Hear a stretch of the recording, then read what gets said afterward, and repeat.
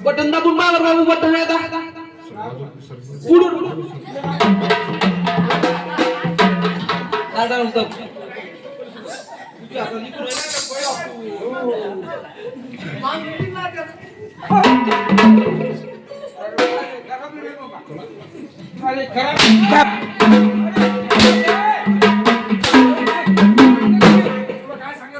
काय सांगितलं